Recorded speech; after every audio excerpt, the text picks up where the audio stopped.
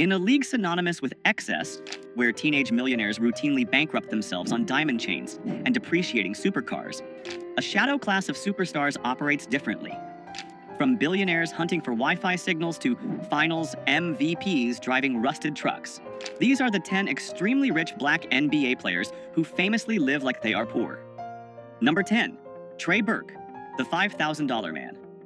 When Trey Burke was selected 9th overall in the 2013 NBA draft, he was immediately handed the keys to a kingdom most people only dream of. The expectation for a top 10 pick is immediate and visible consumption. The entourage, the jewelry, and the sprawling mansion. The statistics regarding broke former athletes are terrifying, with some estimates suggesting that 60% of NBA players face financial hardships within 5 years of retirement. Burke looked at those numbers and decided he would not become a statistic. Despite signing a rookie-scale contract that guaranteed him millions of dollars over his first few years, Burke instituted a financial lockdown that baffled his peers. He placed himself on a strict, non-negotiable allowance of $5,000 a month. To the average person, $5,000 is a healthy amount of money. But in the context of the NBA, where a single table at a nightclub can cost $10,000, Burke was essentially living on minimum wage relative to his income bracket. This $5,000 had to cover everything. It wasn't just fun money. It was his operating budget for food, gas, clothing, and daily essentials. If he wanted a new pair of designer shoes, he had to check his balance. If he wanted to treat friends to dinner, he had to calculate the cost. It was a self-imposed scarcity designed to simulate the real world while his actual millions sat in investment accounts, compounding untouched. Burke's philosophy was simple. If he could learn to be happy and functional on a budget that didn't require an NBA salary, he would never be beholden to the game. While other rookies from the class of 2013 were leasing fleets of cars and burning through their signing bonuses, Burke was building a financial runway. He understood that the hardest position to play in professional sports isn't point guard. It is the role of the disciplined man who says no to the lifestyle the world expects him to live. Number 9. Grant Hill. The old money mindset. Grant Hill entered the NBA in the 1990s not just as a player, but as a brand. Dubbed the next Michael Jordan, he had the massive FILA endorsement deal, the Detroit Pistons contract, and the global fame. By all accounts, Hill should have been the poster child for 90s extravagance. However, Hill came from a unique background that inoculated him against the new money virus. Hill understood the difference between being rich and being wealthy. Rich is the player who signs the check. Wealthy is the person who owns the team. To bridge that gap, Hill operated with a level of financial discipline that was almost militant. When he signed his first multi-million-dollar contract, he didn't head to the Ferrari dealership. He headed to a meeting with his parents. Together, they established a budget that treated his massive NBA income as if it didn't exist. His spending money was capped strictly, creating a firewall between his lifestyle and his principal capital. Hill drove modest vehicles and famously avoided the heavy gold chains and flashy jewelry that dominated the aesthetic of 90s basketball. He viewed these items not as status symbols, but as leaks in his financial ship. This wasn't just about saving for a rainy day. It was about capital allocation. Hill treated his NBA career as a high-yield funding round for his second career. Because he lived below his means for 2 decades, he was able to transition seamlessly into the business world upon retirement. Today, Grant Hill is not just a former player. He is a partial owner of the Atlanta Hawks and a broadcasting mogul. His net worth is estimated at over $250 million. He didn't live like he was poor because he had to. He lived that way so he could eventually sit in the owner's box of the league that used to employ him. Number 8. Andre Iguodala, the Silicon Valley monk. Andre Iguodala is perhaps the most sophisticated financial mind to ever play in the NBA. During his tenure with the Golden State Warriors, he found himself physically located in the heart of global wealth creation, the San Francisco Bay Area. While his teammates were focused on the court, Iguodala realized that the real game was happening in the boardrooms of the tech startups surrounding the arena. Iguodala didn't just want to invest, he wanted to be respected by the venture capitalists building the future. To do that, he had to strip away the dumb jock stereotype. He adopted a lifestyle of extreme modesty relative to his income, often referred to as his monk phase. He openly discussed the shock of his early career spending, realizing that dropping thousands on designer clothes was a fool's game. He pivoted aggressively. Iguodala began reading books on asset allocation and market caps instead of browsing luxury catalogs. He drove practical cars and wore nondescript clothing to meetings on Sand Hill Road, blending in with the tech investors rather than standing out as a celebrity. He famously consolidated his life, cutting out the noise of luxury to focus on stacking paper for the long haul. This frugality allowed him to funnel significant portions of his salary into high-risk, high-reward tech seeds. He was an early investor in juggernauts like Zoom, Cloudflare, and Datadog before they became household names. He co-founded the Players Technology Summit, teaching other athletes how to secure their financial futures. Iguodala didn't want to be the guy with the coolest car in the parking lot. He wanted equity in the apps on everyone's phone. By living modestly, he turned his NBA paycheck into a venture capital war chest, proving that the greatest luxury is financial freedom. Number 7. Chris Paul, the point god of budgeting. Chris Paul is known as the point god for his uncanny ability to control the tempo of a basketball game, but his control over his personal balance sheet is even more legendary. Paul is the current face of financial literacy in the NBA, serving as a longtime president of the National Basketball Players Association, NBPA. His obsession with budgeting isn't just a quirk, it's a message he preaches to every rookie who enters the league. Paul's frugal mindset was cemented before he played a single minute of professional basketball. When he declared for the draft, the standard procedure for agencies was to offer a line of credit or an advance to potential top picks. His agents offered him a $100,000 advance, flash money intended to buy the obligatory draft suit, the jewelry, and the down payment on a luxury car. It is a trap that hooks players into debt before they earn a dime. Paul's parents intervened immediately. They advised him to reject the six-figure advance and take only $25,000. They told him bluntly, if he couldn't survive on $25,000 for a few months, he wasn't mentally ready to handle the millions that would follow. That lesson in delayed gratification defined his career. Even after earning hundreds of millions in salary, Paul remains notoriously careful with his spending. He is famous for buying clothes that don't carry designer price tags and emphasizes that time is the only asset you can't budget for. He urges younger players to look at the burn rate of their lifestyle. Chris Paul lives rich by refusing to let his lifestyle dictate his choices, proving that you can sign a max contract and still respect the value of a single dollar. Number 6. Jimmy Butler, the hustler in the minivan. Jimmy Butler is an enigma in the world of professional sports. He signs contracts worth hundreds of millions, yet he moves with the gritty energy of a man who is still trying to make rent. His frugality is not passive, it is performative and aggressive. Butler is famous for his disdain for the stupid tax, the extra money celebrities pay just to look important. For years, stories circulated about Butler driving a Toyota Sienna minivan. This wasn't because he couldn't afford a Bugatti. He owns high-end cars. But he frequently chose the minivan because of its utility and anonymity. In a minivan, nobody asks for money. In a minivan, you can navigate the city without the flashing lights of paparazzi.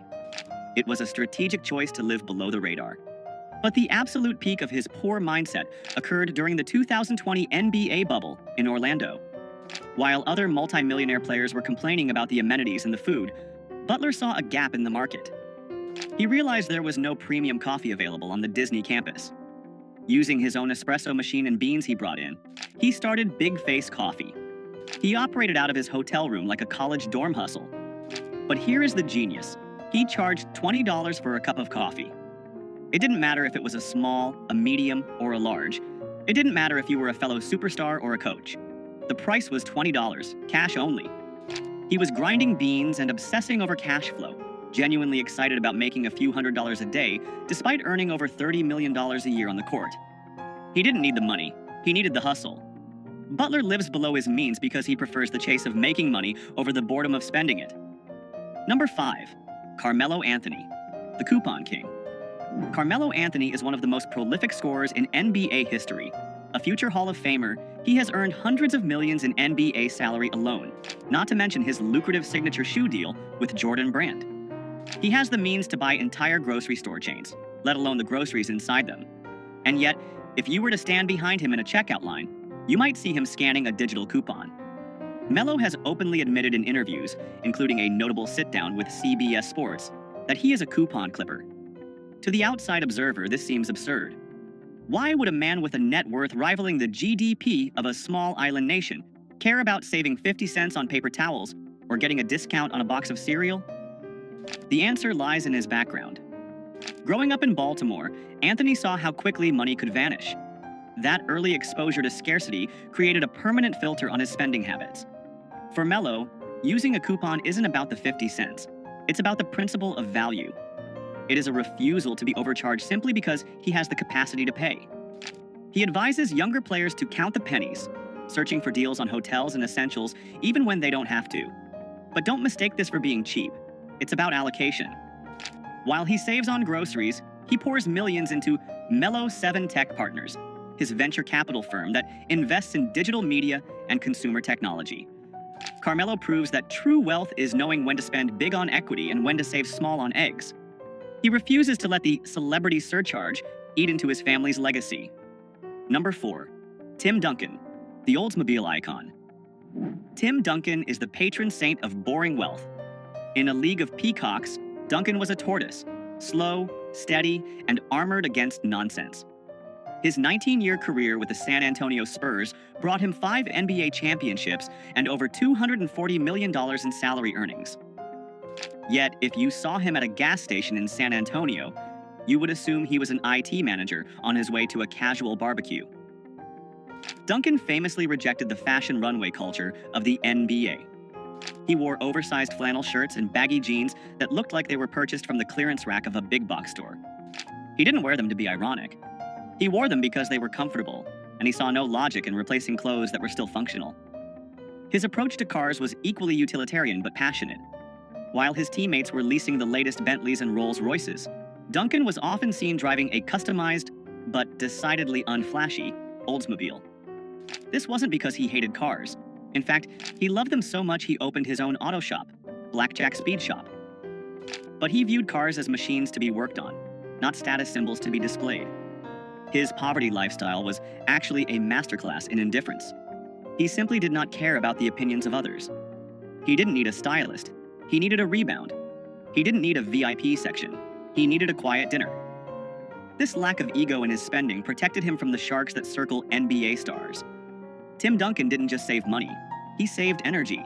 He retired as one of the wealthiest players in history, not because he made the most, but because he spent the least on things that didn't matter. Number 3. Giannis Antetokounmpo, the scarcity survivor. For Giannis Antetokounmpo, living like he is poor isn't a financial strategy. It is a muscle memory. Growing up stateless and impoverished in Greece, he sold trinkets and DVDs on the streets of Athens just to help his family eat. That level of trauma wires the brain differently than any American superstar could understand. When he landed in the NBA, the sudden influx of millions didn't fix the trauma of poverty. It just amplified his fear of losing it all. The stories of his early frugality are legendary. In his rookie year, Giannis famously went to a Western Union to send all of his available cash back to his family in Greece. He sent so much that he didn't leave enough for a cab fare to the arena on game day. Realizing his mistake, he didn't call a limo service. He literally started running down the street toward the stadium until a couple of fans recognized him and gave him a ride. He didn't view his bank account as a bottomless pit. He viewed it as a miracle that could disappear if he blinked. Even after signing a Supermax contract extension in 2020 worth $228 million, Giannis maintained his cheap habits. He was famously caught on video celebrating a free smoothie, genuinely excited about saving a few dollars. He used to share basketball shoes with his brothers because he couldn't fathom owning multiple pairs. Giannis lives with a scarcity mindset in a world of infinite abundance. He constantly reminds himself that the luxury isn't guaranteed. He collects free water bottles from team facilities, not because he can't afford water, but because waste feels like a sin. He doesn't spend like a king. He spends like a survivor who remembers exactly what hunger feels like. Number 2. Kawhi Leonard, the gas guzzler. Kawhi Leonard is the ultimate glitch in the NBA matrix. He is a 2-time NBA champion, a 2-time Finals MVP, and a man who has signed contracts totaling well over $250 million. By any metric, he is NBA royalty. And yet, long into his superstar career, he was still driving a rusted 1997 Chevy Tahoe. This wasn't a vintage car collection flex. This was his daily driver from his college days at San Diego State. He affectionately nicknamed it the gas guzzler. When asked by the media why a man earning over $20 million a year was driving a vehicle that belonged in a scrapyard, His answer was deadpan and perfect.